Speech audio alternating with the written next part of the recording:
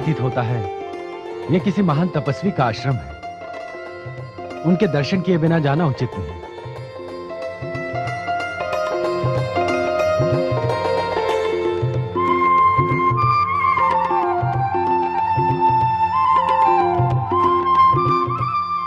मैं आपकी क्या सेवा कर सकता हूं? क्षमा कीजिएगा, क्या मैं जान सकता हूं ये सुंदर और पावन आश्रम किसका है? क्या हम आपका परिचय जान सकते हैं? मैं भगीरथ हूं।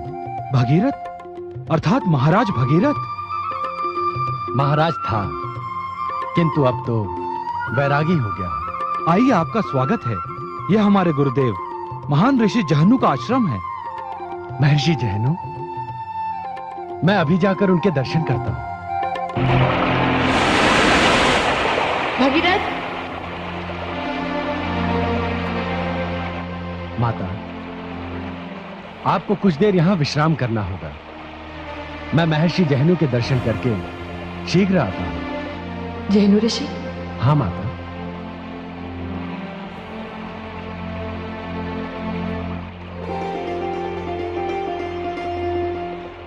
भोला भगीरथ नदी को रुकने के लिए कह रहा है।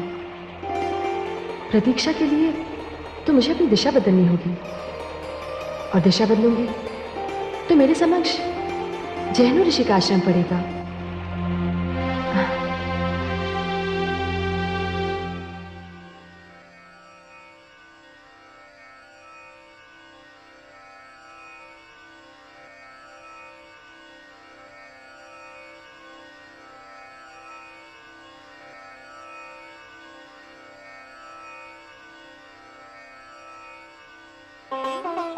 महर्षि जहनु, आपके श्री चरणों में भगीरथ प्रणाम करता है। महाराज भगीरथ,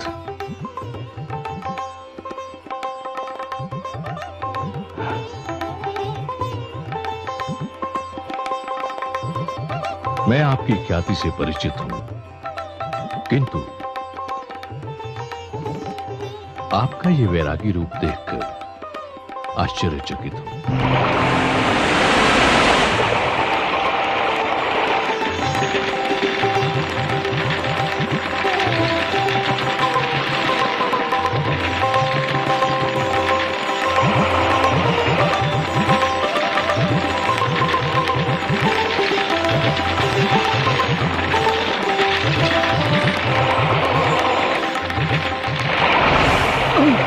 ये किसका दुस्साहस है? किसने किया होगा ये अनर्थ? किसने किया होगा? कौन हो सकता है?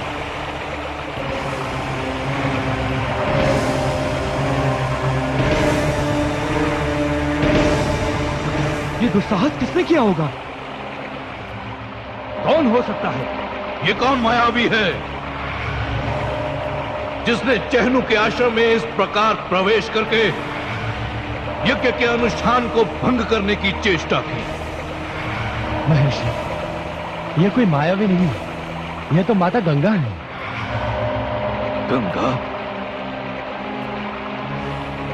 गंगा का यह दुस्साहस, ऐसा व्यवहार, ब्रह्मलोक में अपनी मनमानी करने वाली, शिव की जटाओं को चुनौती देने वाली गंगा, ये जहनु का आश्रम है। ये धृष्टता यहां सहन नहीं की जाएगी। यदि तुझे अपनी विशालता पर इतना अभिमान है तो देख, तुझे ये जहनु ऋषि क्या दंड देता है। त्राहिमाम महर्षि, त्राहिमाम, त्राहिमाम।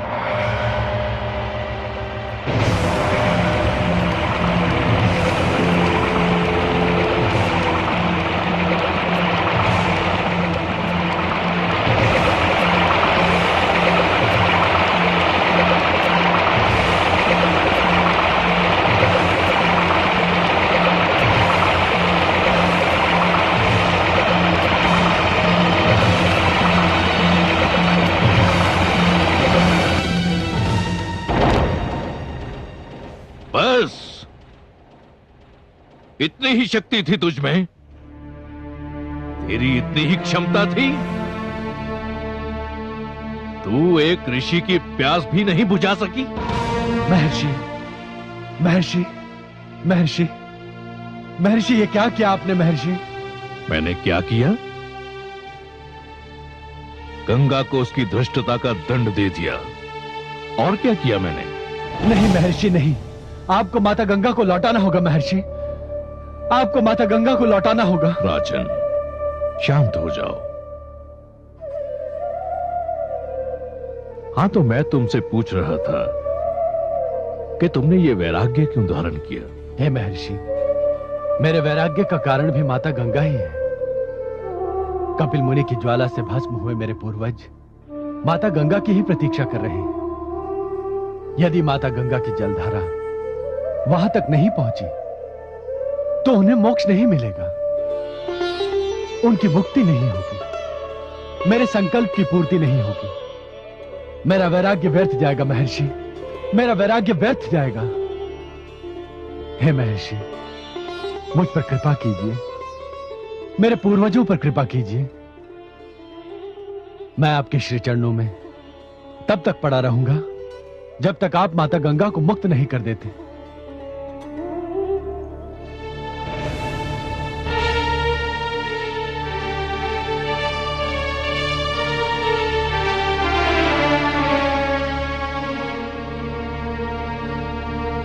गंगा पर तो नहीं, किंतु मुझे तुम पर दया अवश्य आ गई। तुम्हारे त्याग, तुम्हारी तपस्या, तुम्हारे संकल्प के लिए मैं इस चंचल गंगा को मुक्त करता हूं।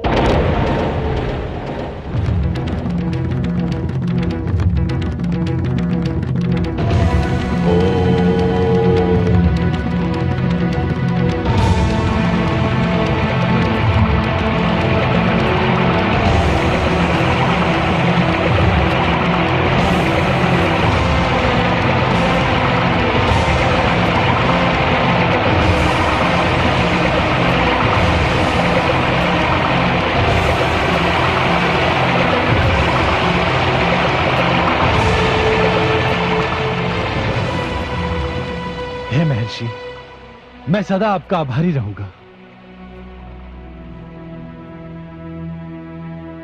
आयुष्मान भव।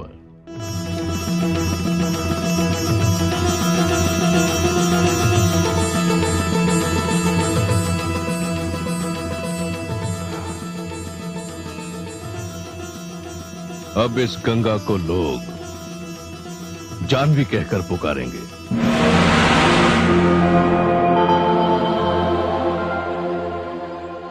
माते, क्षमा करना पुत्र, मैं बाल्यकाल से ही चंचल स्वभाव की हूं, किंतु मैं क्या करूं पुत्र? जैनु ऋषि का आश्रम मेरे मार्ग में जो आ गया था। कुछ भी हो माते, किंतु अब मेरी विनती है कि आप मेरे साथ साथ ही चलें, क्योंकि यदि आपको ऐसी घटना घट जाती है तो मेरे पूर्वजों का उद्धार नहीं होगा माते।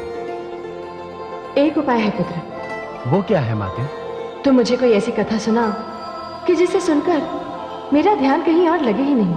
जैसी आपकी इच्छा माते, आप ही बताइए, आप किसकी कथा सुनना चाहेंगी? तुम मुझे अपने पूर्वजों की कथा सुनाओ, जिनके उद्धार के लिए तुम मुझे ले जा रहे हो। अच्छा माते, माते आप तो जानती हैं कि मैं महान सम्राट महाराज सगर का वंशज हूं। सगर? सगर का अर्थ जानते हो पुत्र? हाँ माते, गर का अर्थ होता है विष और सगर का अर्थ होता है विष के साथ।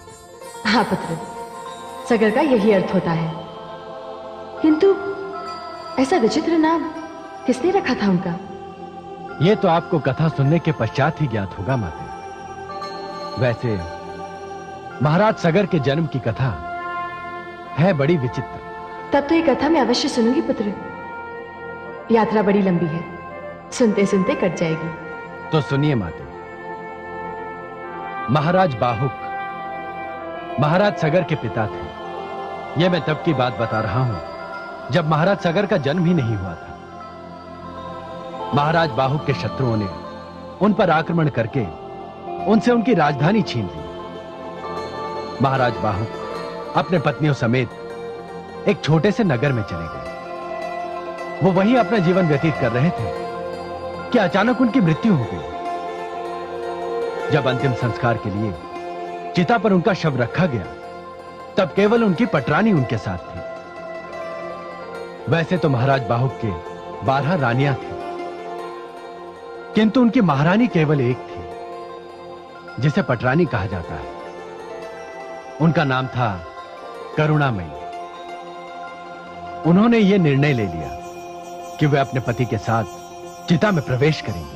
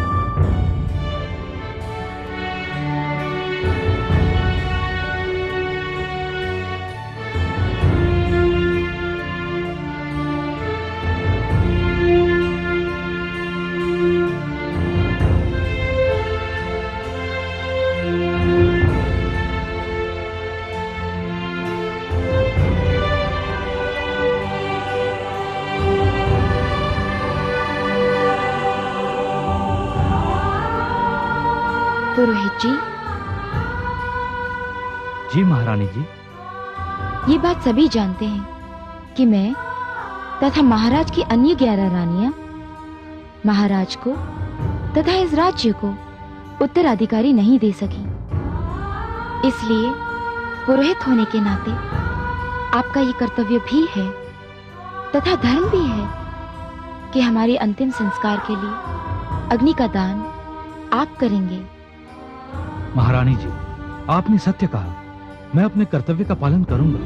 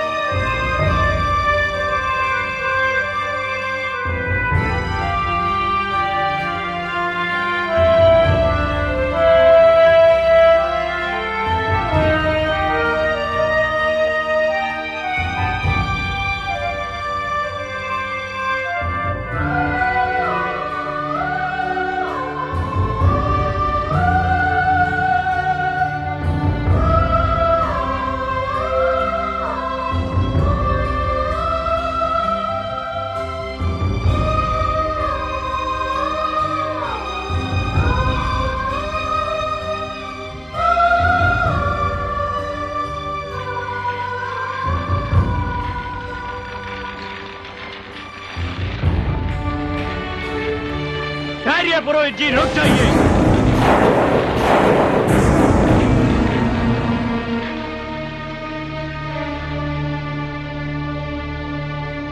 अच्छा हुआ मैं समय पर यहाँ पहुँच गया, अन्यथा अनर्थ हो जाता। आपने महाराज के अंतिम संस्कार की अंतिम विधि को रोककर अनर्थ ही तो किया ऋषि औरव। जहाँ तक मेरा प्रश्न है, मैं सती प्रथा के विरुद्ध हूँ, किंतु आपको इस अनुष्ठान से रोकने का कारण कुछ और ही। महारानी करुणामयी, कदाचित आप नहीं जानते और सब भी नहीं जानते, आप महाराज के साथ अपने प्राण देकर एक और प्राण की बलि दे रहे हैं।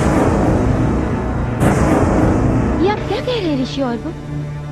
यदि आप मुझे महाराज के साथ अग्नि में प्रवेश करने से रोकना चाहते हैं तो आपका प्रयास सफल नहीं होगा। मेरा निर्णय अटल है। नहीं महारानी करुणामयी, महारानी, मैं अपनी दिव्य दृष्टि से देख रहा हूं कि आपके गर्भ में महाराज बाहुक की संतान पल रही है।